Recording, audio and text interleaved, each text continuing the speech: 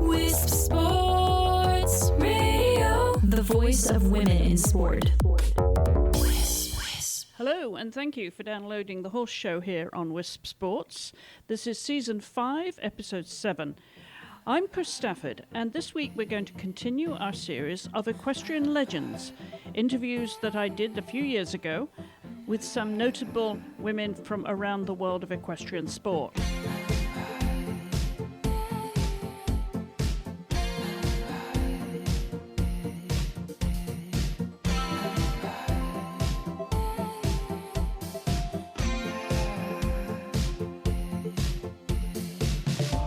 And my guest this week is endurance rider Julie Suhr.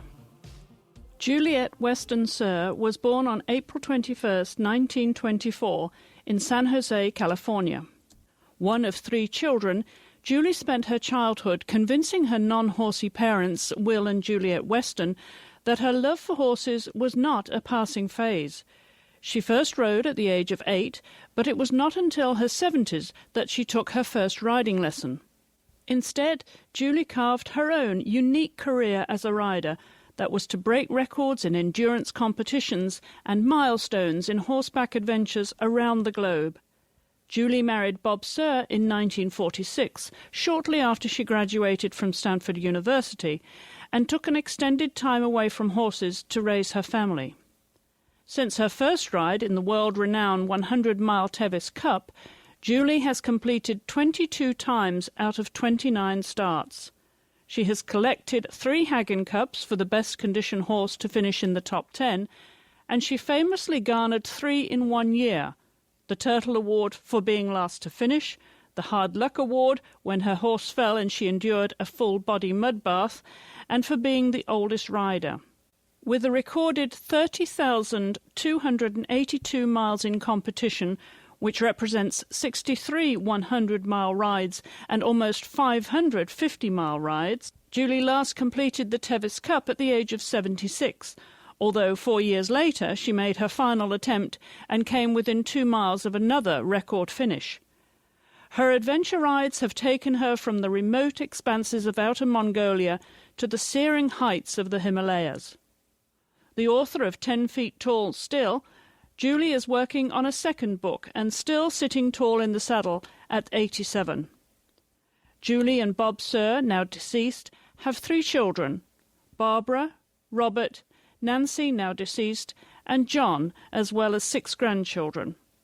Julie lives in Scotts Valley, California. Well, Julie, with already over 30,000 miles of competition ride miles to your credit, and already an autobiography, you're working on a second one. I have to ask you, at the age of 87, what motivates you now? I think I'm very blessed because I have good health, and I have never, the passion I have for the horses and the horse world has never seemed to decrease with age. I still love it.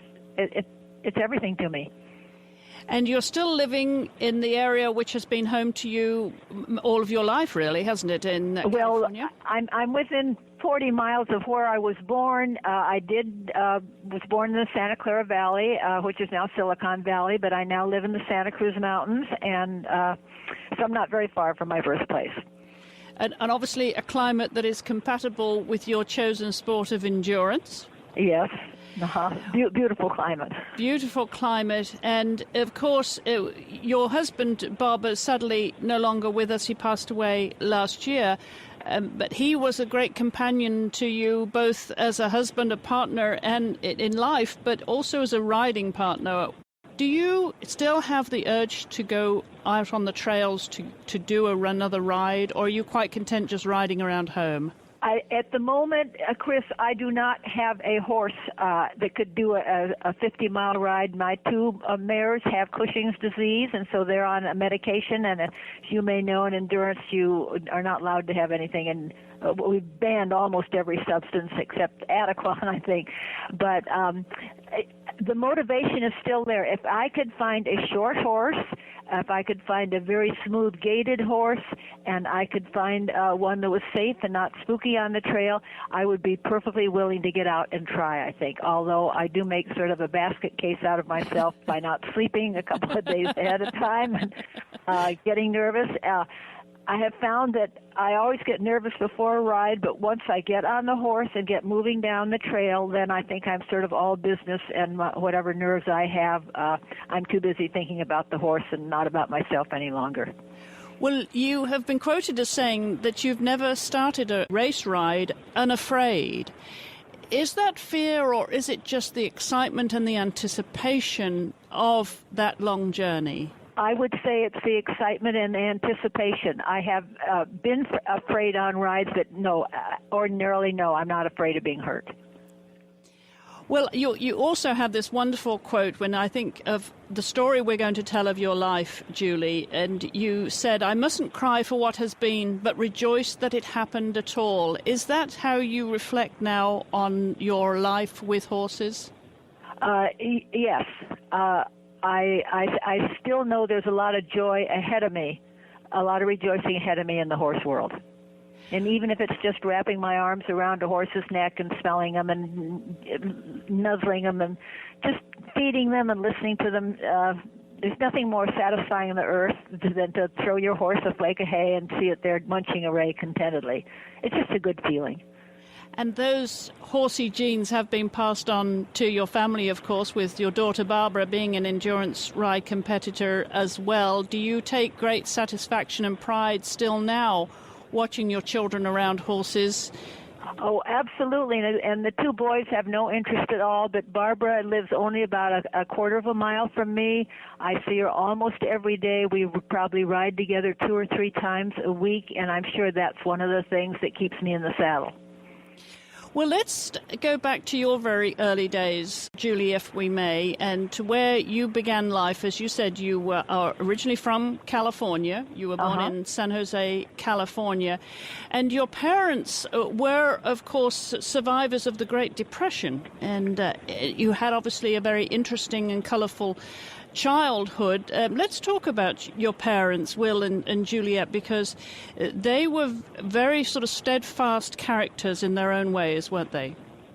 Yes, and actually they survived the Depression. My father had some pear orchards in the Santa Clara Valley, and it was definitely a patriarchal society. I was taught to be a very obedient child, but I had very kind parents, and they were never in favor of my horse interest, which I think started out, when I was very young, 3 or 4 years old. I can remember looking at pony pictures and wanting a pony. They provided them for a while, and then I think they felt that I was getting too horse interested, and they tried to take me in another direction. Well, they also insisted on a good education for you too, but you did spend some of your childhood playing around the orchards where your father had, of course, the pear orchards down there in the valley. They were early memories, I suppose, of you riding, Julie. Well, they are. I had a pony when I was 8, and it bucked me off and cut my chin open, and I still have the scars. Every time I look in the mirror, I'm reminded of that. Then there was a long period when I didn't have any horses simply because they didn't like a daughter wearing jeans or even maybe saying sit astraddle of a horse. They were of a different generation, and young ladies weren't running around the barnyard playing with their horses and picking up their feet and things like that. They didn't think it was proper behavior. Well, you were one of 3 children. You have a sister Nancy and a brother Bill. Correct. What were their interests as a child? Did you play with your siblings, or were you always out wanting to play with your pony? I think my sister and I were very different. Actually, she died in June, but she was interested more in maybe the ladylike protocol of my parents wish I had. And she ended up in San Francisco for many years, happy with the big city life. I am basically a country girl. My brother was 4 years younger. He had no interest in the horses, but he was interested in tractors and motors and engines and things like that. But I can remember when my father still used work horses to pull the boxes of fruit out of the orchards, and I can remember when he first got the first Model A trucks that replaced the horses, and I think maybe that was it. I watched the horses out the window and dreamt about them, and I just, a horse-crazy girl.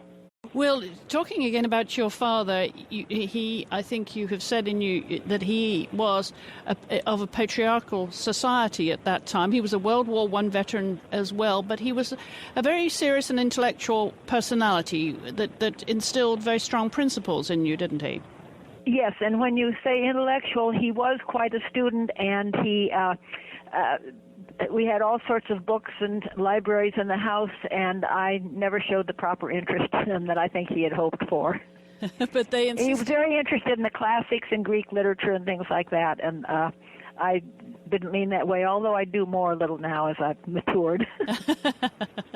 But they insisted on a good education for you, which we're going to talk about in a moment. But your relationship with your mother was a very close one. You were very fond of your mother, weren't you? Oh, I adored my mother. She was the quintessential lady. She was very proper. I never saw her with her hair in curlers. I never saw her when she wasn't properly dressed.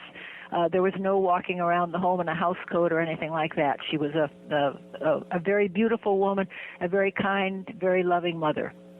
So what would you say you took away from their parenting, Julie, as a young woman? I think one thing is I was taught not to complain. I think I was taught to, if I had problems, to keep them within myself and not to burden others with them. So even to this day, I think I tend to put on a happy face regardless of the circumstances. And would those principles and values be something that you passed on to your children? Yes, I think very definitely. My children do not complain, and sometimes I wish they would tell me more.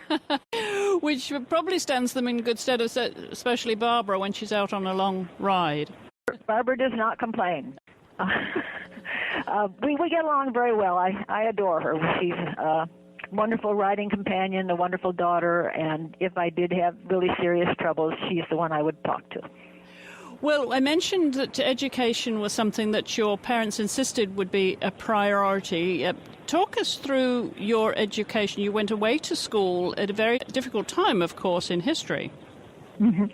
I was actually sent to a school in Massachusetts, a girls' boarding school, and in those days you did not fly across the country. You went across the country in a transcontinental train, which took about 3.5 days, and my father's last words to me were on the platform as my mother, who accompanied me on the train, were to get the horses out of my system. And my mother, bless her heart, when we got back to the school, signed me up for some riding in the New England countryside that fall. And I don't know if she ever told my father, but she understood that this was difficult for me. And then, of course, during that period I was there, World War II started, and in those days you didn't fly back and forth across the country for Christmas holidays or things like that, so I was gone the whole school year, and my mother wrote me every single day. I always received a letter from her.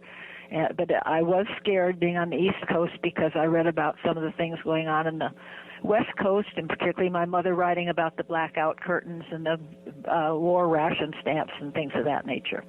Knowing that was going on, Julie, did that make you even more homesick? Yes, but I will have to say the homesickness started before the war started. I was homesick from the day I walked off the ranch and went to the East Coast, and I wasn't very brave there. I think I spent a lot of time crying, but a lot of teenagers go through a difficult period, so I guess I was fairly normal. But how did you apply yourself to the lessons and concentrate with knowing what was happening back home, with the homesickness that you were feeling, but still a connection with horses? You were allowed to ride as well. I think I had 6 rides back there in the fall to New England. It was very colorful. In regard to the homesickness, I never really got over it. was very immature. It wasn't a happy time in my life, but in the big picture, Chris, if I look back, it was probably a very good thing in my life. It told me to stick something out.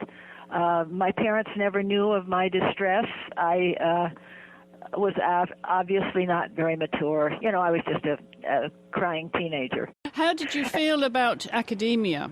When I got back there, it was a 5-year high school, and I had 3 years here.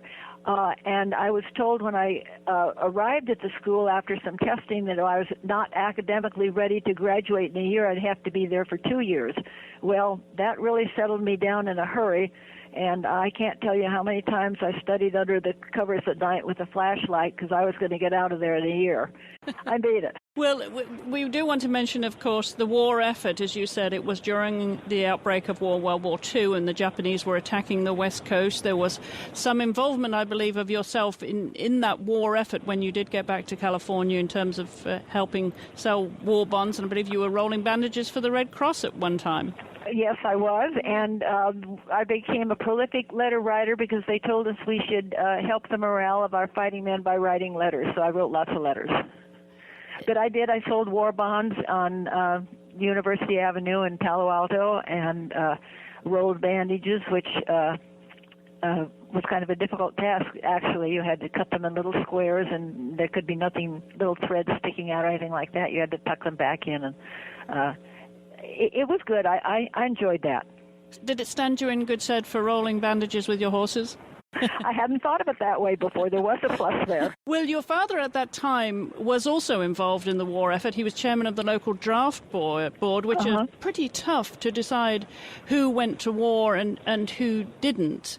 Did you sense that this was also a very testing time for them? How did they take it? It was a very difficult time for my father because I had my brother coming along who also was going to be of draft age shortly. Actually, the war ended before he did, but my father had a tough time. The mothers would come in there wringing their hands and crying, and the fathers saying they needed their sons, actually because the Santa Clara Valley then was primarily agricultural. Many of these young men were needed in the fields to harvest the crops. And so I still have my father's little 3x5 file cards with the name of the different young men who came before him, their age, what their education was, and how much they were needed at home. I still have all those records. And then he, with the help of the other members of the board, but he was the chairman, had to make the decision whether a certain young man went to war or he stayed home. And it was hard on my father. I can just imagine it must have been something he would live with forever. Mm-hmm. And at that time, of course, you did go back to Stanford University, didn't you? Did complete that. And how did you feel about that? Was that something that you welcomed or knew was necessary? There was never any doubt, but what I was expected to go to college for 4 years, and actually Bob and I had to postpone our marriage for 1 year because I had promised my father I would graduate. I really wanted to get married at the end of my junior year, but I told him I would graduate, and so I fulfilled that promise. Well, let's talk about Bob, because you met Ensign Robert Suhr, as he was then, during a very interesting exercise. Tell us the story. It was unusual. Bob flew blimps, and they patrolled the West Coast looking for Japanese submarines because they could hover and spot them down through the water, which a flying aircraft couldn't. But anyway, I lived 5 miles sort of south east of Moffett Field, and the prevailing winds took the free balloons, which you had to fly in order to learn how wind currents would be, so that if your engines went out on the blimps, you'd be able to use wind currents to get back home. And so they sent them up in these free balloons, and they would change elevations, and the prevailing winds took them over my dad's ranch all one summer. Sometimes 2 or 3 a day went over. And I had a horse belonging to a young man who was fighting in the South Pacific, and he left the horse for me to take care of while he was gone, and so I used to chase balloons on my horse, and eventually they came down. And you were just waiting for that lucky balloon to drop down, and there would be your future husband. And actually where that is now is there's a huge factory. It was probably a mile or 2 miles from my home, and I was riding my horse up and down the orchards all the time anyway, and so it was just fun to go and see where all these men had dropped out of the sky. Well, as you mentioned, he was Ensign Robert Suhr at that time. You were married in 1946, just 2 weeks after getting your Stanford degree, and then you went off on your honeymoon to Canada. That would have been your first foreign trip, would it be? It was, and we traveled all the way across Canada, and interestingly enough, the main Trans-Canadian Highway had just been opened up for the last maybe a couple of weeks before we were there, and we really drove hours on some days and never saw another car. And then we ended up coming down to Sault Ste. Marie and into Ohio, where Bob's parents had a store, and we both worked in the store that summer.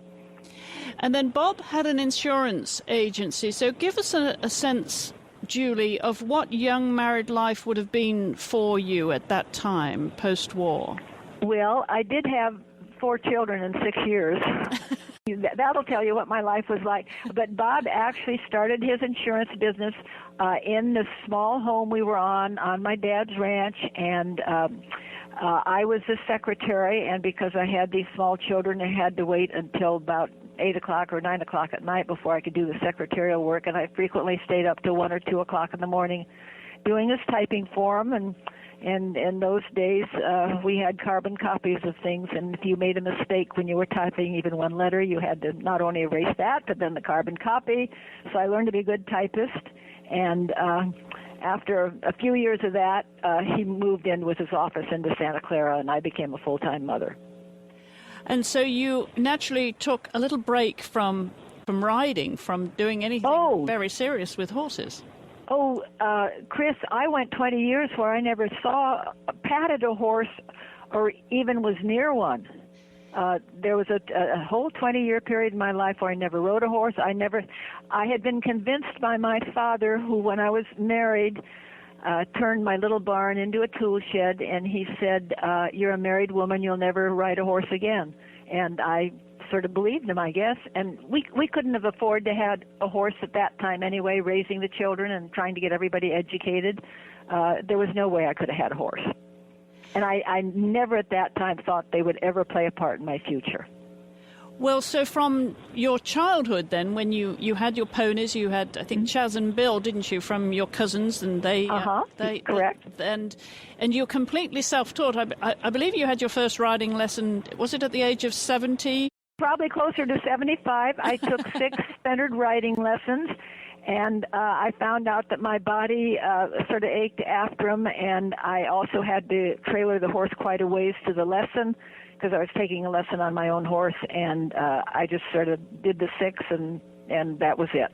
I wish now, in retrospect, had I known I was still going to be riding well into my 80s, I wish I had taken some centered riding lessons, and I had very good instructors nearby, and unfortunately I didn't take advantage of it, and I regret that. Well, now we come obviously to the period where you've had your 4 children, and there's an opportunity to get a ride again, Julie, and get back in the tack. Tell us how that came about.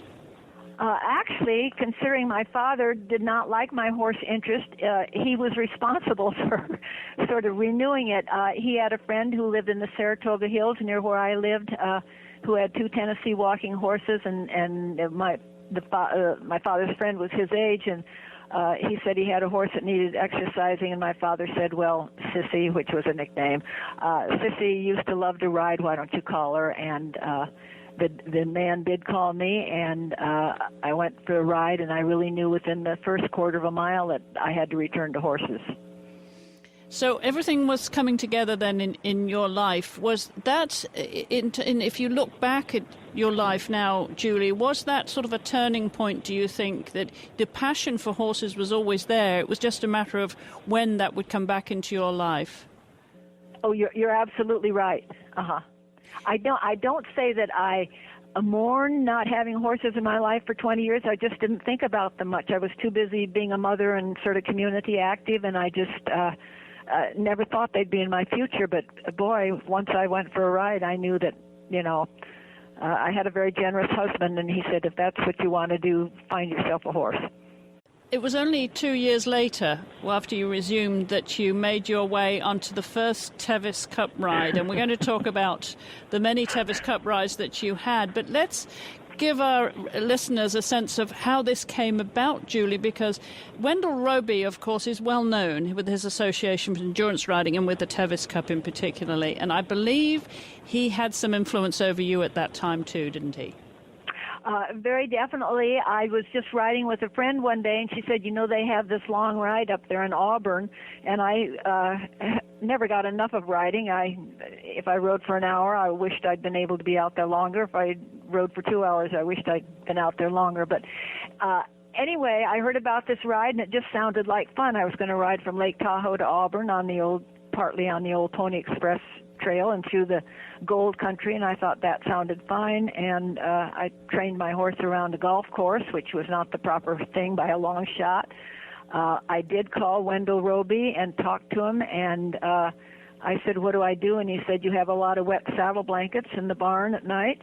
And so my horse wasn't in very good physical condition as far as stamina. She just hadn't been trained properly, and it was very easy to get the saddle blanket wet because she wasn't in great condition. And so when it was wet, I thought, now I've done my job, and I'd put the horse away. And the horse was boarded out. I didn't have the horse in my yard. And I thought I'd done my job. My comeuppance came when I actually got to the ride. Explain that to us. Well, there were 56 entries that year, and it started on the shores of Lake Tahoe, and I'd never heard of anybody crewing it. My husband and the pickup truck and 3 kids and the dog dropped me there at Lake Tahoe with the horse, and then they went on to meet me 100 miles down the road, which was very naive on my part. And then then I rode the horse, and I was the 56th person out of 56 to get to that first vet stop, and my horse's pulse didn't come down, and I was totally beaten. I had worn some brand new jeans, and they rubbed terrible wounds from which I still have the scars on the inside of my knees. I was a totally beaten, defeated person. It didn't beat your spirit in the long term by any means, because it just whet your appetite to come back again, didn't it? Yes, and I was very, very fortunate, and that Wendell Roby's secretary and I sort of hit it off, and she had a horse that she had won the Tevis Cup on. She was the first woman to win the Tevis Cup, and she thought he was too old. He was 16 then, and she said, but he can get you through the ride. And this horse lived at the finish line, literally, within 100 feet of the finish line. So she brought him down to me. I didn't have a horse trailer, and I trained him in the Saratoga Hills, and took him back up there to Tahoe the following year, and he just trotted home as nice as could be, and I had an absolutely wonderful time. I was very lucky in being given a horse that was already trained, already very fit, knew the trail. The horse that is headed for home on that trail, the people that live in the Auburn and the foothills there, have somewhat of an advantage because the horse always knows where he's going. Well, as I said in my introduction, Julie, your record in the Tevis Cup is extraordinary. You started it 29 times and you completed it 22 of those. You won the Haggin Cup 3 times, and that, we should explain, of course, is the best conditioned horse out of top 10 to finish. That's an incredible record, and it would take us a long time to tell the story of all of those rides. So I'm going to ask you to pick out just 1 or 2 stories, if you would, from your memories of riding that wonderful Tevis Cup trail. My best horse that won the Haggin Cup 3 times was from Nebraska, and his name was Gazal. He was a very elegant, very proud horse. He simply, I never started that ride thinking, well, I'm going to win it or I'm going to top 10 it. The horse just put me there. He was so excellent. I would say the most outstanding time probably was when I rode 40 miles of that trail all by myself. I was trailing the first place horse by about 15 minutes the whole day. So for 40 miles of that exceptional trail, I was out there by myself, and it really was a spiritual journey. Yes, they were spiritual journeys. They were something, I suppose, unless anyone has been on the trail for any length of time, it would be hard to appreciate just how much in touch you are with the horse. And in terms of, psychologically as well as physically too, being the challenge that it is to ride for so long. Are there any other really strong memories that come to mind when you look back at your rides over that trail that you must know so well now? Well, I don't know if you know about my last effort, which ended in failure, but it still was in one way a triumph. But that was very close, Julie. But I have to tell you, I got 98.5 miles, and I was too physically exhausted to push the horse any faster to get to the finish line before the cutoff time. So I missed the cutoff time by about 15 minutes. But I will have to say I enjoyed thoroughly probably the first 60 miles, and then it got tough. I knew I was the trail was beating me. I always figured, Chris, the trail was my competition. I never sought to win the ride. Sometimes my horse was so good they'd put me right up there in front, but it wasn't a destination I had thought about ahead of time. It just that 98.5 mile ride I loved it. I loved it. It beat me. I always figured the trail, as I said, was my competition. I wanted to beat the trail. This time the trail beat me, and I always said that I would quit when the trail beat me. The other times that I was disqualified was because the trail didn't beat me personally, but maybe it beat my horse. Maybe he was lame, or maybe his pulse didn't recover, but it hadn't beaten me. This time the trail beat me, and that told me that was it. That was the final ride. But you did complete it when you were 76. That was the last time you completed, was it, Barbara? When I was 76, yes. And that was the year 2000. What happened, I always set the family into turmoil for several months before the ride because I'd get so obsessed with it. And so I quit it for years. And then my daughter said to me, Mother, in the year 2000, she said, if you ride it this year, you will have ridden it in 5 different decades, the 60s, 70s, 80s, 90s, and down the 2000s. And so that's what got me back out there when I was 76, and I had a good ride. Had a nice horse and a good ride. Well, that was an extraordinary record, and of course the many 50-milers that you did as well. And that's all in competition, but you also had a very colourful life, I would say, riding adventures around the world too. Some wonderful experiences from Australia to Alaska, Mongolia, Egypt, Kenya, Botswana, Belize, Peru. Is there anything left, Julie? And not without Bob. Bob was my partner. We got along well. I can actually say, even though, like in Mongolia, where you live in little tents and things for weeks on end, we always got along well. We always enjoyed the challenge, enjoyed each other's company, and it worked out well. Well, of course, you were secretary of the American Endurance Ride Conference for a while, and that, I believe, opened so many doors and invitations to this overseas travel. Well, it did, and the interesting thing was, while we had to pay for our own airfare, once we got, to South Africa, to France, to Australia, we were just taken into the people's homes. So that all we paid for was our airfare. They provided horses for us and housed us, and I actually think maybe even they paid the entry fees. I can't remember that. In return, we had people from France here and people from Australia here. Never had anybody from Africa, but would have welcomed them. And interestingly, I noted when you rode along the Alaskan pipeline, you did have an escort who began with you, but he soon realized that he had better things to do in the comfort of his office, didn't he? Did you set the pace for him? Well, what we did, and this was a wonderful group of people, and once again, these were people we were put in touch with but hadn't met until we arrived on the scene. They provided us with horses because people had some extra horses, and they in turn visited us here. The pipeline is very vulnerable, I guess, to terrorists or something. So when this horseman's group was permission to ride along the pipeline right by its side, they got finally concerned about it, and they sent a man along to ride horseback with us to be sure we didn't do anything to the pipeline. But he got saddle sore very quickly.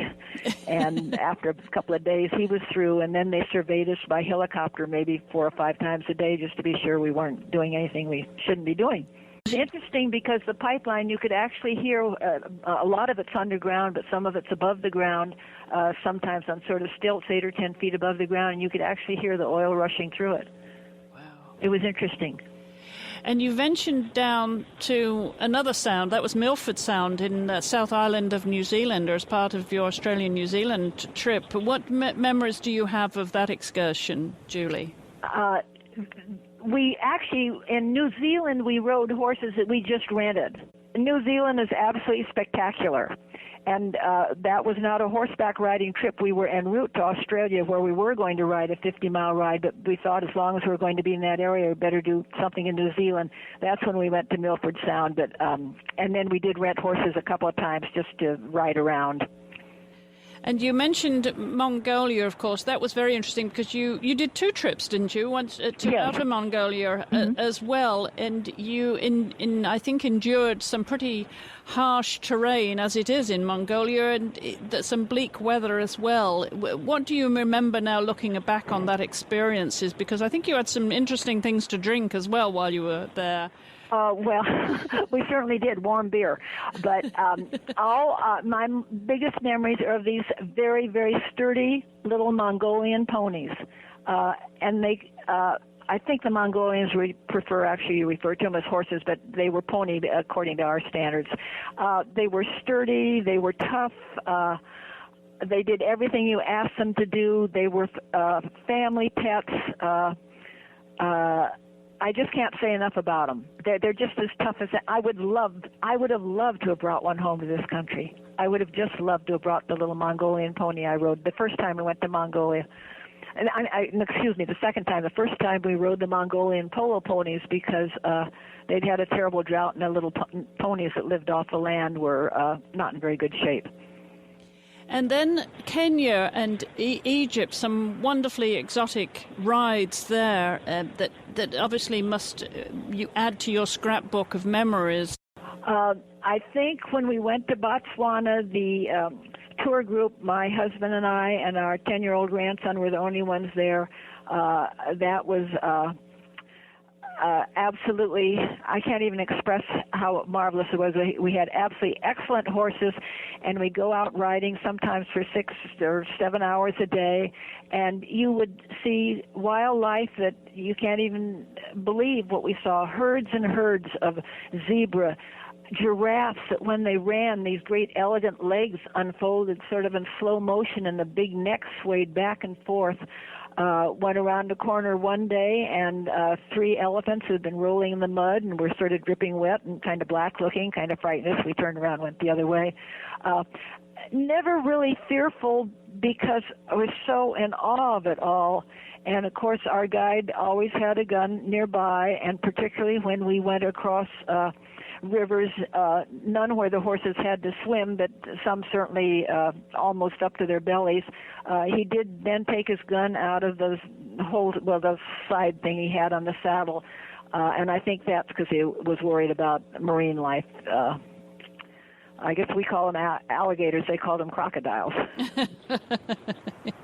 Well, all that riding you did in those far-flung countries, Julie, probably stood you in good stead for your endurance riding, taught you a few tricks, did it? I think so, because we rode different horses. We kind of changed horses off and on those trips, but in those days I had no fear I would have gotten on anything. Well, you certainly did over the course of your riding career. I'm thinking of the many different horses that you rode on endurance. You mentioned already some. Ramadi was another one, of course, the famous Marinera, the Pasofino, and from which you built your breeding stock for your breeding program, didn't you? Yeah, I think maybe she had 9 or 10 maybe. Right. And then I kept a couple of her daughters and bred them. I adored that mare. She had tremendous physical, athletic capabilities, but she was emotionally not really good for endurance. She got herself too wired, and what she taught me was that a horse doesn't necessarily quit when it's tired. I always thought, well, I don't have to worry about overriding a horse because if it gets tired, it'll quit. She taught me, no, that horses have so much heart that they will not give up even when they should. And it used to be looking in her eyes after a ride while she was still physically fit and could pass the vet exams. I could look in her eyes and know that I had taken a terrible toll on her, and it made me very conscious and compassionate about being sure that this is what the horse wanted to do, and that it wasn't just being an obedient animal with so much heart that it could hurt itself. She was a real learning experience to me. Now, what brought about that breeding program, Julie? Was it something you thought, well, of all the rides that I've had and on the different horses that I've had over the years, I know what I want to produce for this sport, and you knew how to do it? What was your motivation for breeding? She was the second horse I had after I grew up, and at age 40 got back to the horses. And I just adored her, and I knew she was too emotionally wound up to continue the endurance riding, although she did win a best condition on a 50-mile race, which was a pretty fast race. And so I still rode her around here, and then I got very interested in breeding her, and the foals that she had were very sought after, and they sort of supported my horse interest for many years here. I was able to raise the foals and sell almost all of them by weaning time. I sold one that I was unhappy about, that I didn't think had gone to a proper home, and actually sicked a friend after it and got it back. Now, clearly, obviously, your choice of breeds would be those that were well suited to endurance, not least of all the Pasafinos and Peruvians. What other breeds do you favor? Of course, the Arabian horses are most popular. After Ghazal did so well for us, we went to Scottsdale where his mother was, and we bought his mother. And we brought her home, and so I probably had 4 or 5. I probably had 3 foals from her, but then a friend leased her twice and bred her to an Akalteki, and produced beautiful babies. Unfortunately, none of them went to homes where anybody was interested in endurance. And you mentioned that being Arabian, of course, and it was Bob. He started riding pretty late, and even later got into endurance riding with you. So you clearly influenced him in a big way. And he rode an Arabian horse, didn't he? Was it Ramadi he rode in competition? And he rode quite a few. And that was, yes, but I'm thinking of the first rider, because that was your first win, wasn't it, on Ramadi? Yes, and that was sort of... I always felt a little bit guilty about it, because the ride started over on the coast of the Pacific there and ended up in Ramadi's corral, and he just went home as fast as his little legs could churn, and he knew where Marinero was back there, and he just, he was going home. And C.F. Warham was another favorite buddy, I think you called him, Arabian gelding, aged 32 now? He'll be 32 in February, and believe it or not, I'll be riding him tomorrow, and our trails around here are very steep, and he will give me a good, enthusiastic ride, and I will have him on a tight rein once we turn around and head for home.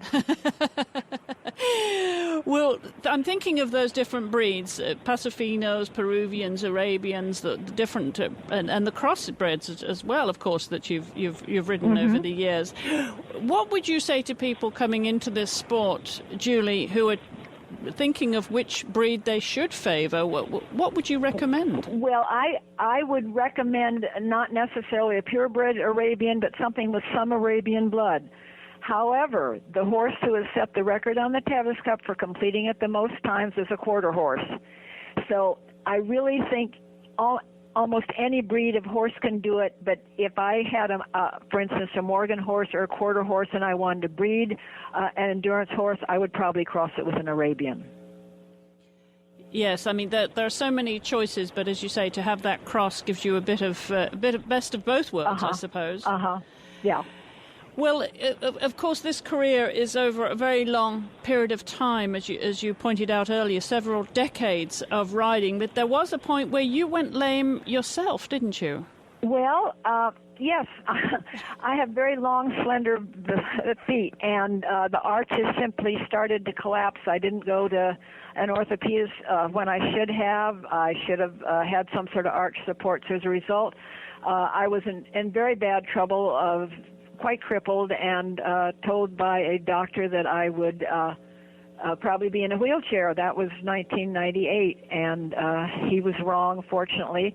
I did get off my feet, which is why I happened to write that book, was I was told to stay off my feet as much as I could, and I still wanted to be a part of the horse world, so I wrote a horse story.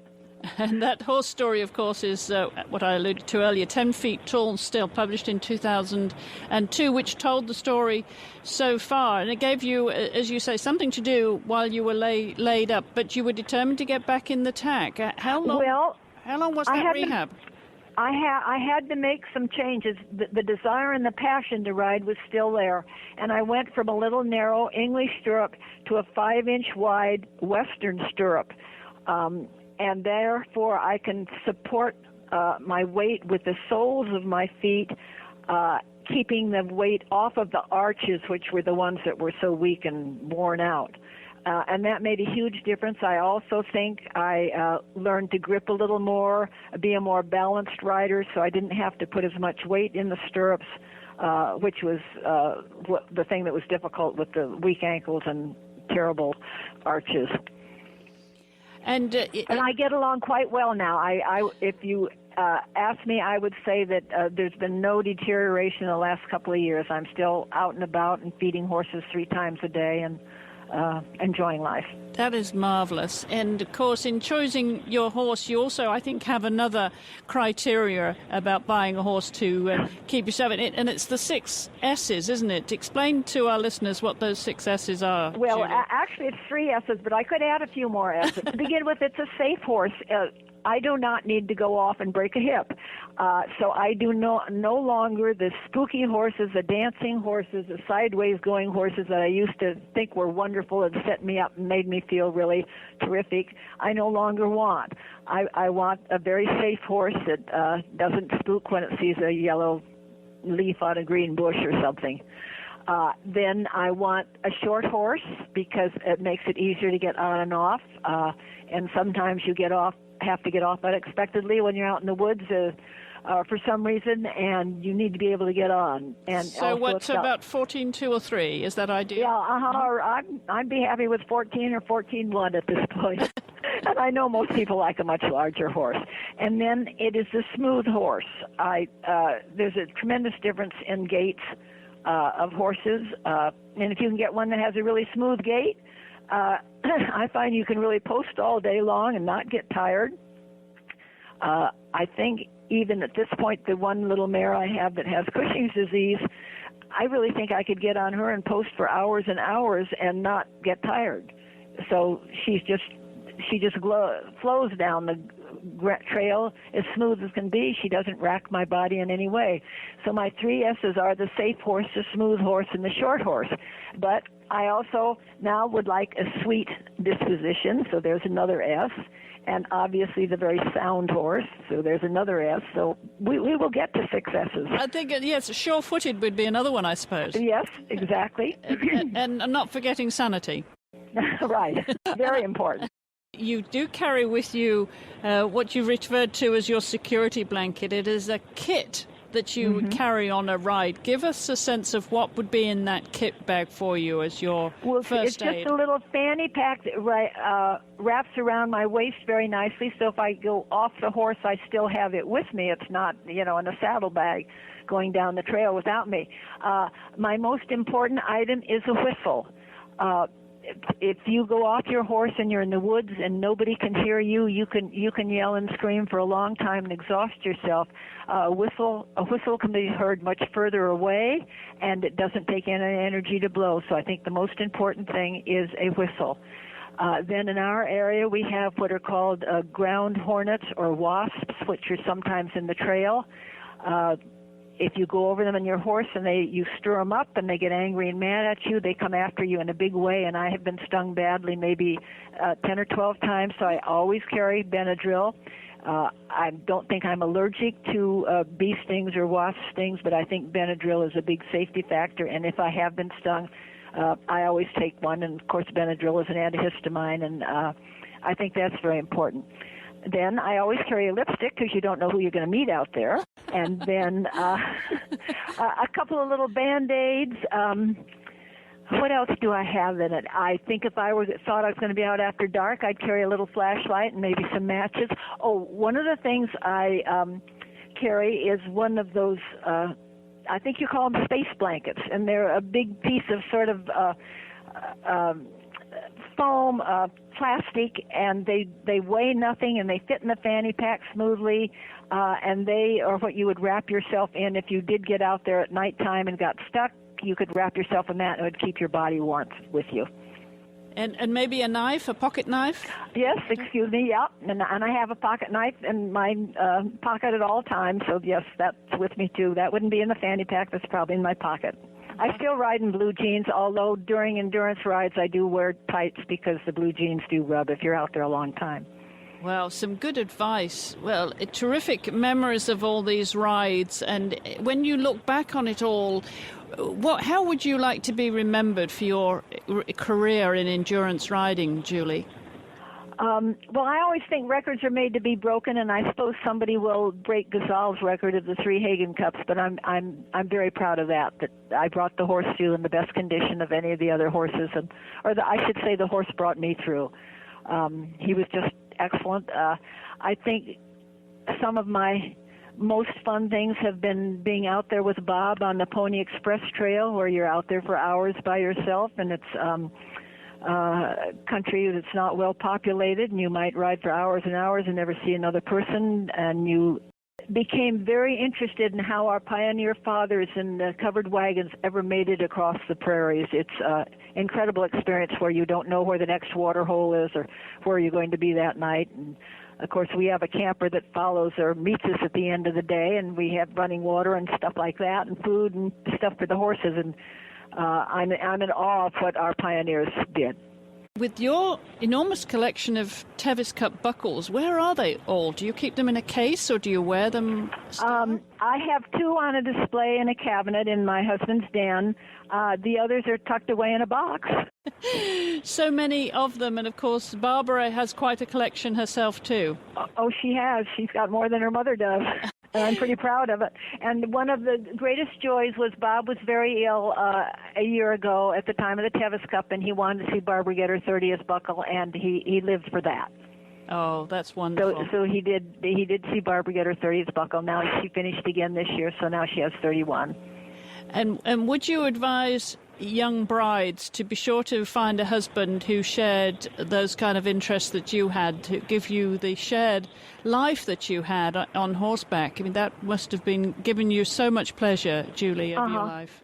Well, of course, when we were married, as I said, I didn't have a horse for 20 years, and when I went back to it, we lived in sort of a suburban town, and my horse was boarded out, and I said to Bob one day, I would love to have my horse in the backyard, and that's when he said, well, let's move up to the mountains and find you the place. And then I got 2 horses, and he said, well, if 2 are going to eat, 2 are going to work. And so then he started riding.